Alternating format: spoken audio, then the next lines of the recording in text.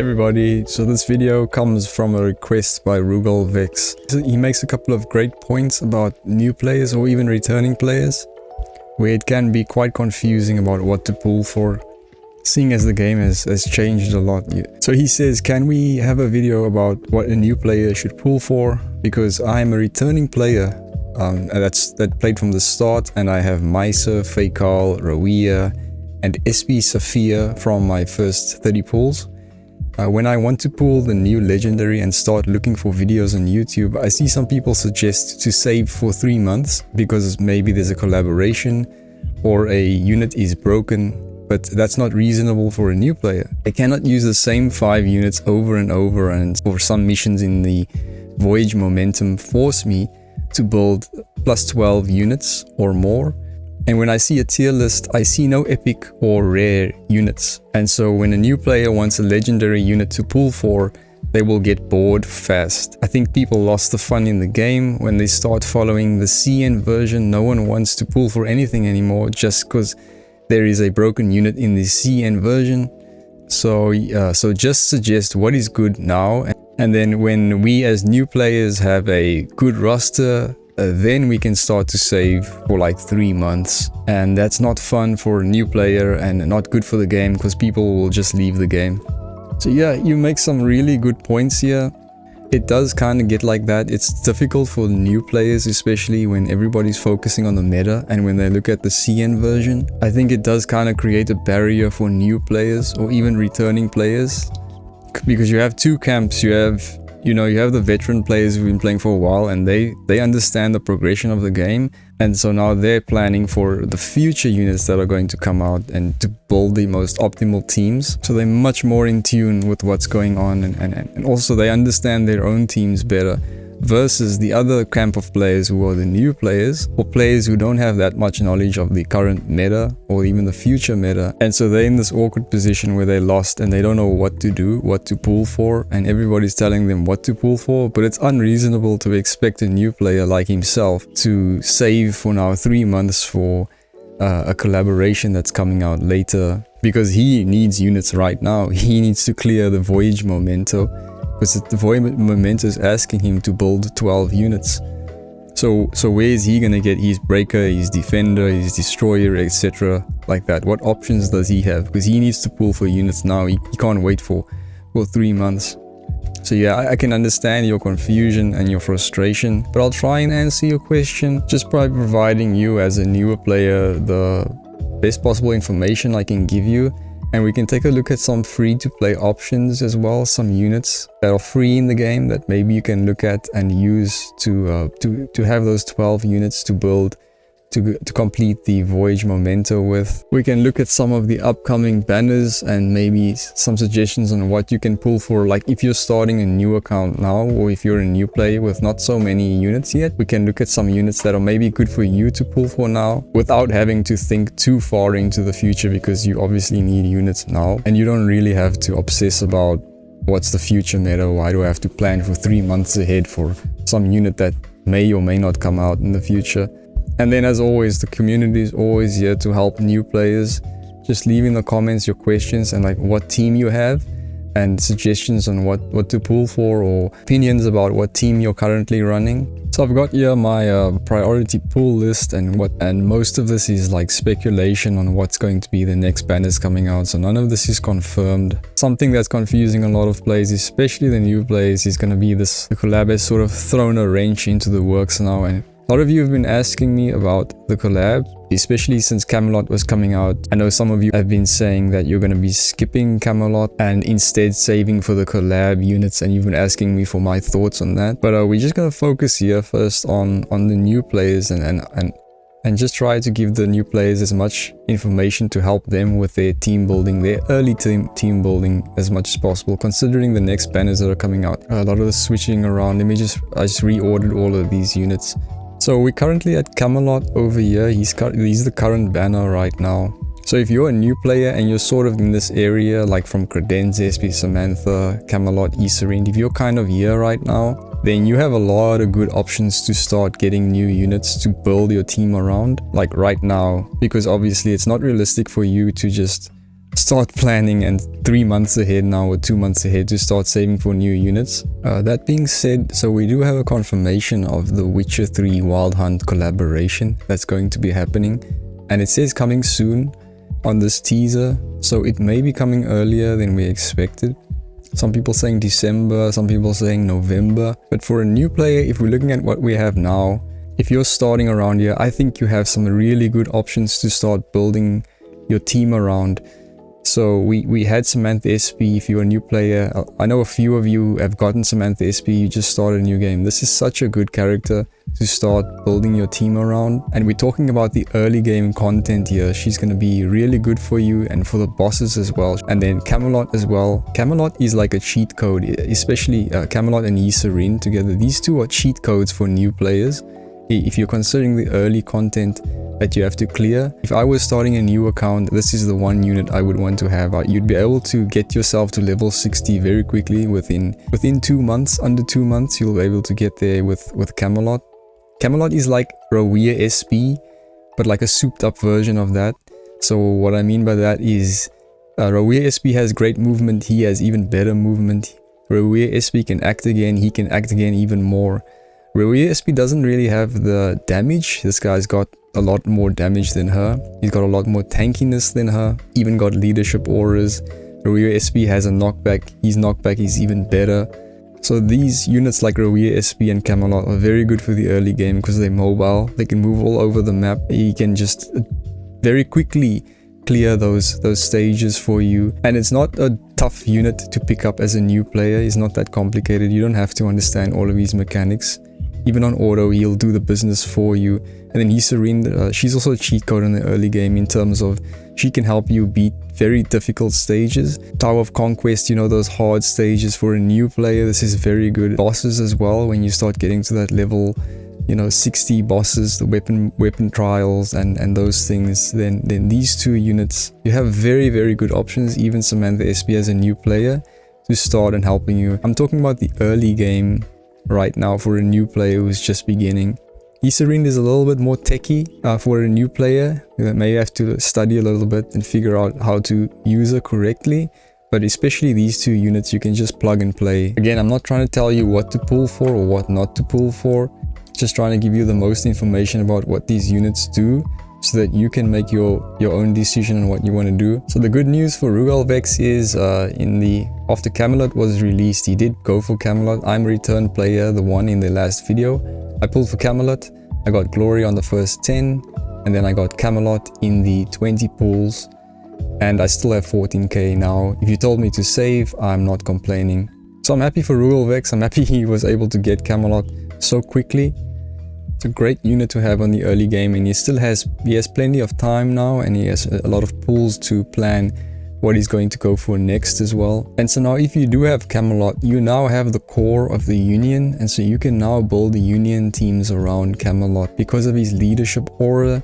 Now you can get yourself a Mser that will function with him, and then the new Union units that come down the line later, like in the future, you can get yourself a Clara or a Selena, who's another cool Union unit that does very good AoE combo attacks and shielding, things like that. You now have the options now because you have the core of that team. Similar thing with Samantha SP.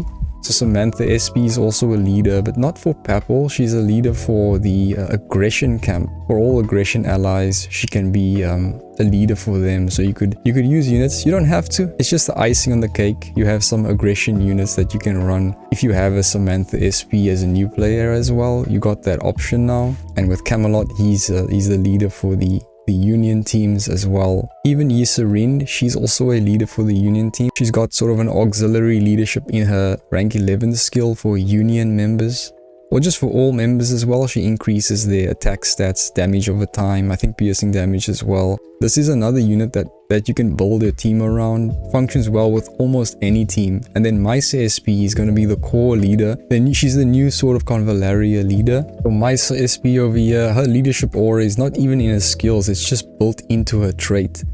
So she's got a leadership aura here, Sword of Convallaria Unite. It's built into a trait over here. It's a very good leadership aura for Sword of Convallaria units, as well as for rally units. She also recovers their energy and does all sorts of things that the rally units really require her. She's the core. Without her, the car is not really gonna run that well. But just by having her, if you only have her, then you always have the option of later getting yourself a Fecal SP or Nungal SP to function with that whole rally team. It's like a tag team thing that they do, where the one attacks then the other one's attacks, so they can chain attacks together like that. There's new rally units being added into the game constantly. The older units are getting new rally skills in their rank 13 ascension skills, like Beryl, Nono Will, Momo. So some older units are being adjusted to accommodate that, to fall underneath this whole new rally thing. So the point I'm trying to make here is that if you're a new player, all of these are good options for you. If you go for Camelot, you have the option of building a nice union team.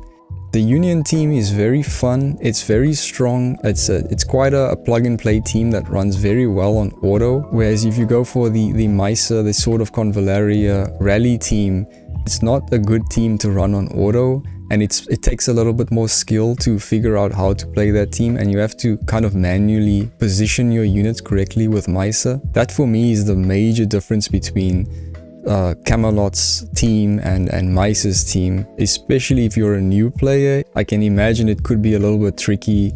You're still trying to figure out the mechanics of the game, and this is quite an advanced unit, Mser SP.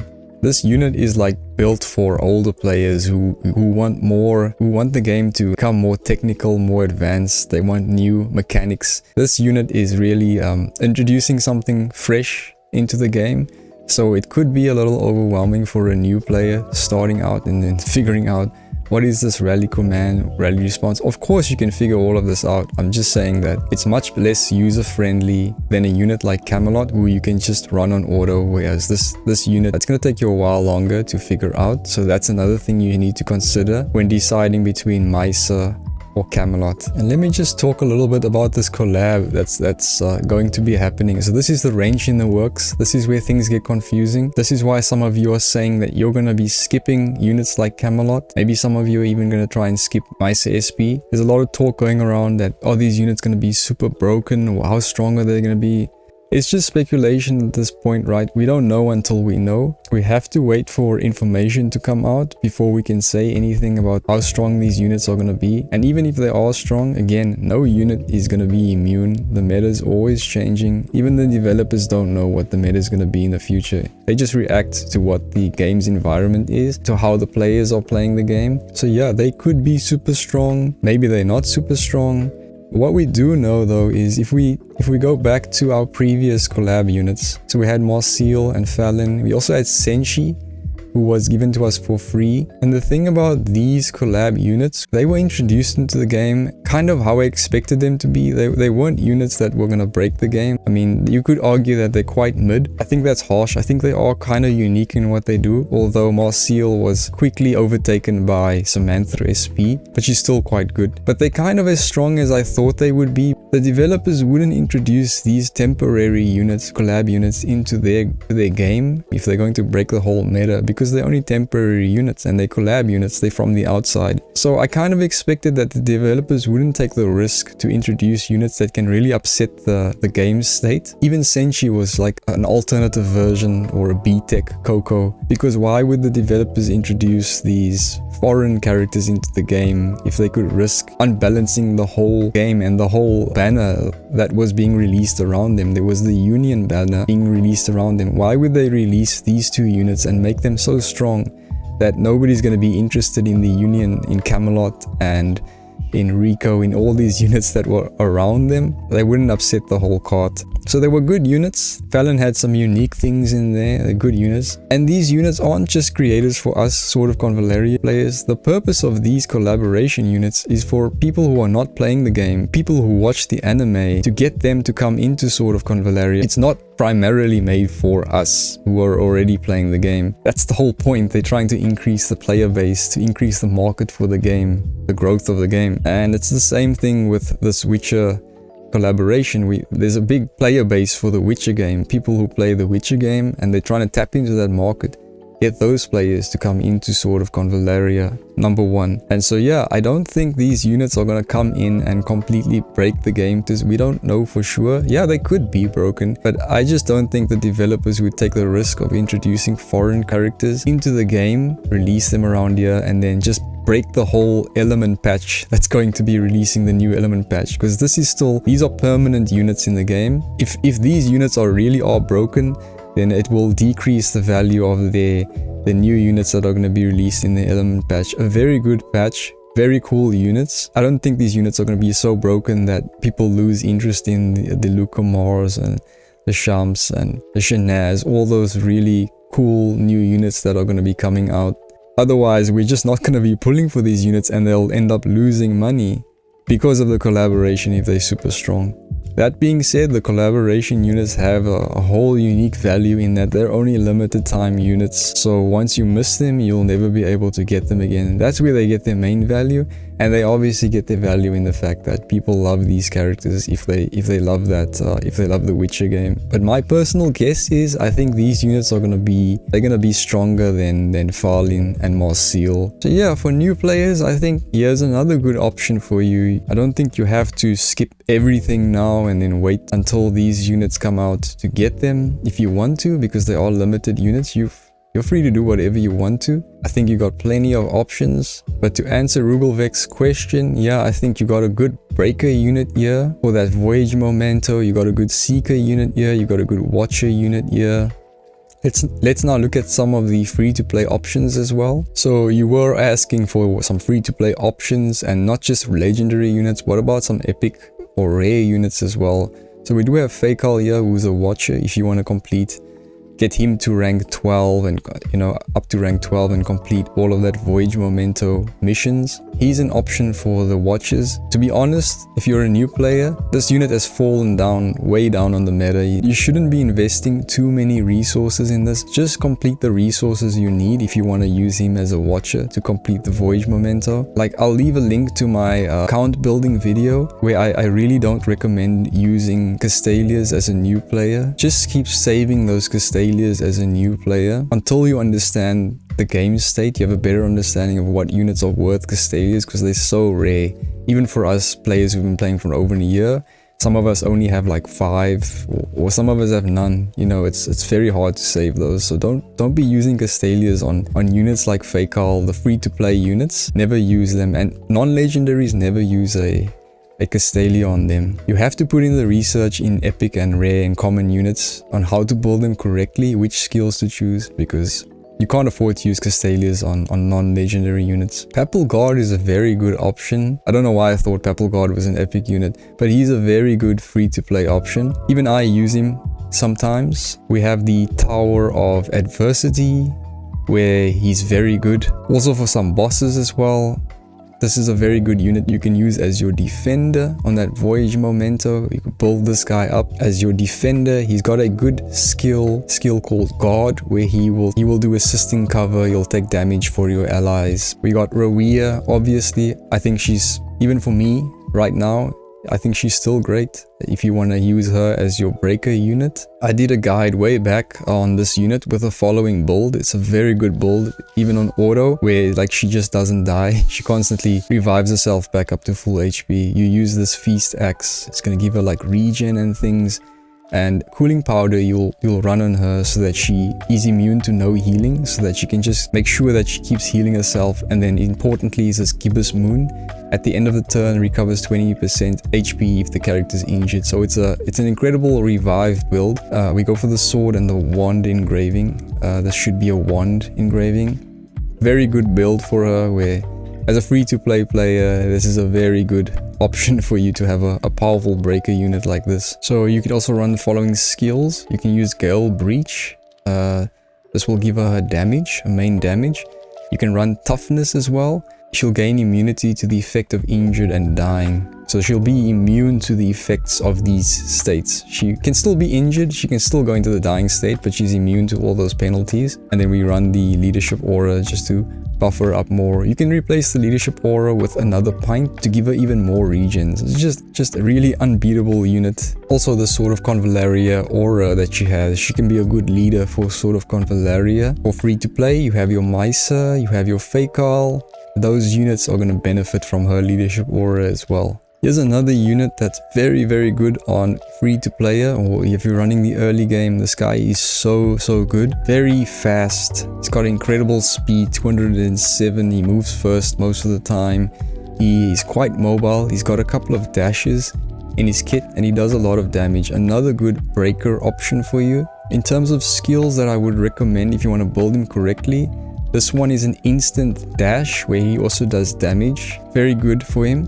Next one I would recommend is a skill on the left here. It's just going to be a passive where he's going to perform like extra attack of piercing damage. For his reaction, I've got preempt before taking an active attack from front to side. Performs a strike back, so he has a counter attack in here. Here we have another dash. It's another instant dash where he can dash and do piercing damage, inflict some debuffs as well. And then for his basic attack at rank 9, he's got another more piercing damage over here in an AoE form.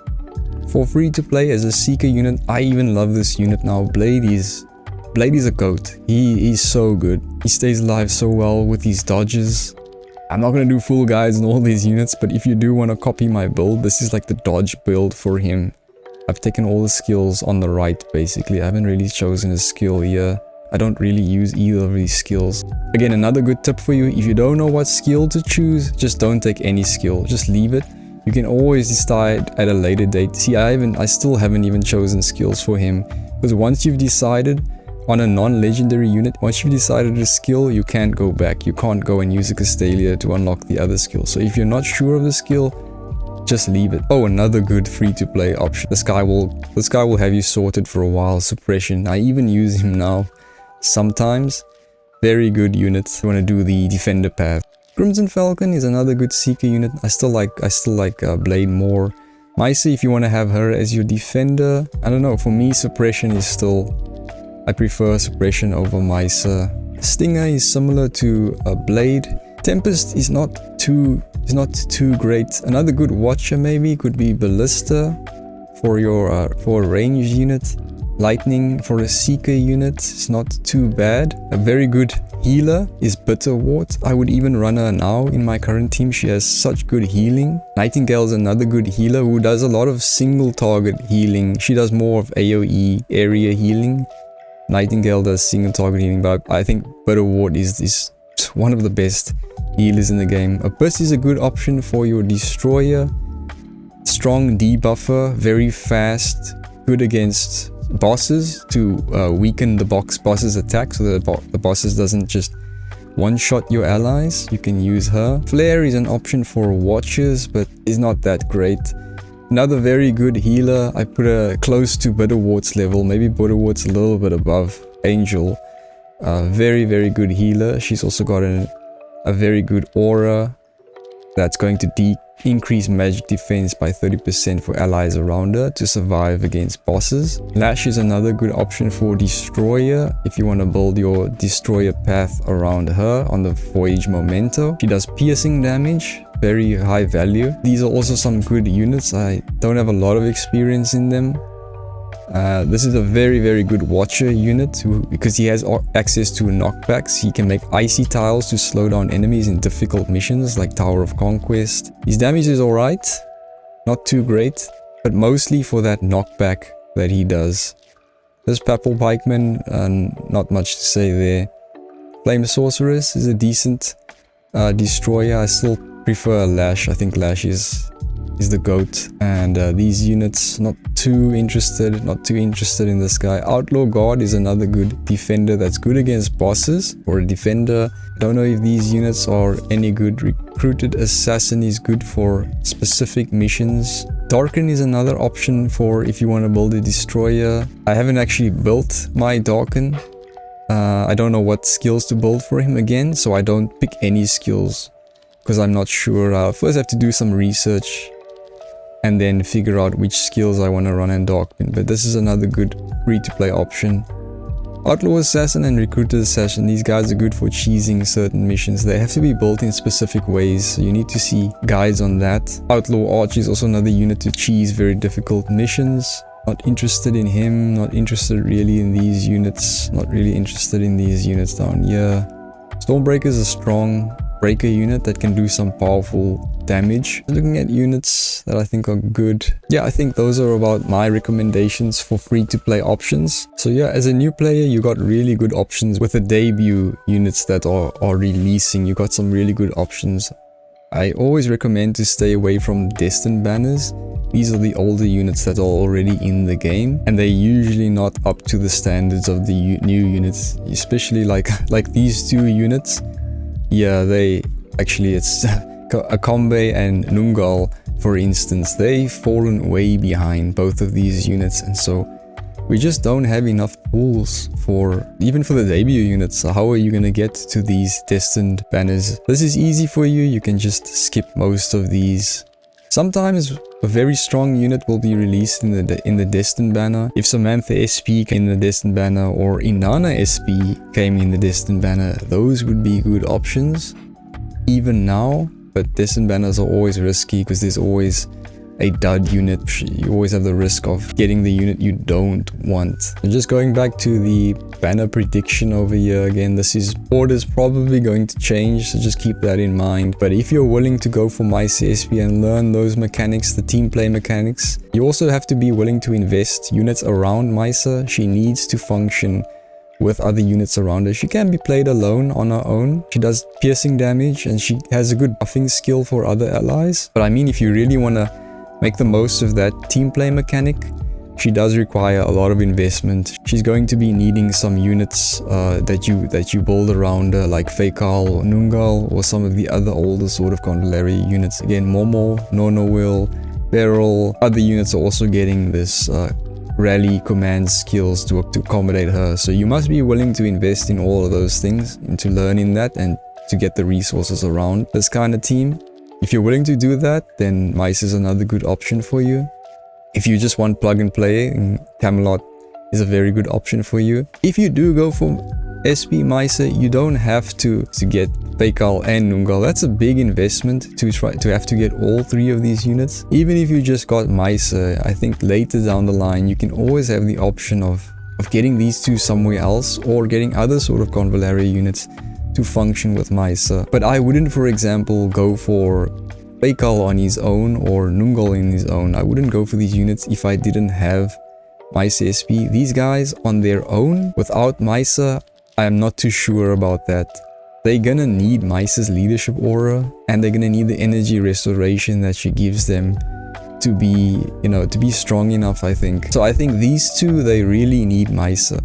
But Mser doesn't really need these two. So if you're gonna go for something, I think it would be Mser, and then you can decide if you're gonna skip these two or if you're gonna go for these two. That's why I've marked these guys in a lower priority color there. It goes from the darkest red, highest priority, to the lower priority, so they're not nearly as much as a priority as SP Mser. And then if we look forward ahead, I don't want to get too far ahead for the new players especially. So we'll have Lucamar, who will be coming out with the Element patch. It's going to be a new patch for the game. Just like Camelot and Mser, Lucamar is going to be the leader for that new patch, for those new Element units, for these guys, for other units also that will be coming down, Element units. So she's kind of the core of that team. So I think you're starting to get the theme now. There's always like this core leader unit, and then you can build units around that unit. So that's where you need to make your own decision and decide which core unit do you want to get, and then you can build your team around them. If you like these Element units, then Lucamar is going to be a good leader. She's got a leadership aura just like Mser built into a trait to help these units. The good news, if you're not a fan of Lucamar, then luckily there is going to be another unit coming down.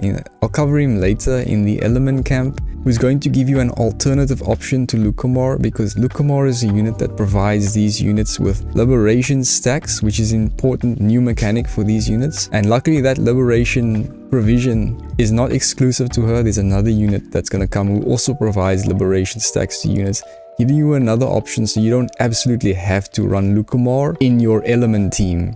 So you can choose if you want to use Lucamore, if you want to use the other, the new Valda unit that is coming out. I think that's great to give the players options, as opposed to Mser, where it's like you're kind of forced to go for Mser SP if you want to use the Rally Command team.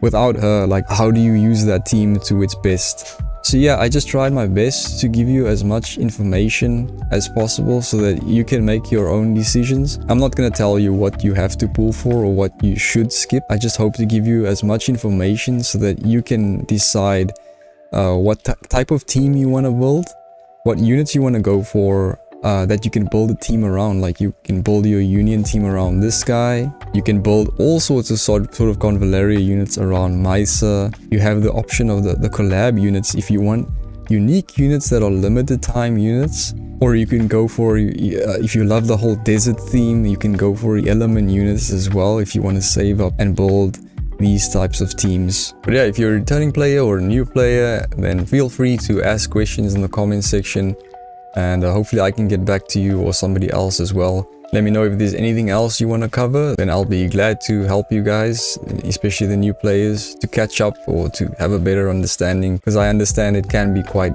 overwhelming coming into the game. Imagine being a new player coming into the game now. How far have we progressed from the beginning of the game? This game has transformed so much from the times of Mser and Fakal, those kinds of units now. I mean, look at this. This is Mser 5 stars. This is where we began. Mser has block. Damage taken is reduced by 20%. She heals 2 allies with the lowest HP percentage for 20% of their lost HP. That's it. Now we have a whole dissertation here. Increase max HP. She's got a damage buff module. Additionally transfers 20% damage, reduces energy costs. She has Sword of Convallaria Unite, level 3, increased co-op charging conversion ratio per stack to 0.4%. The rally command, rally response. I mean, it's a completely different ball game. It can be overwhelming for new players. So yeah, hope this was helpful to you guys. Thanks for tuning in, guys, and I'll see you in the next one.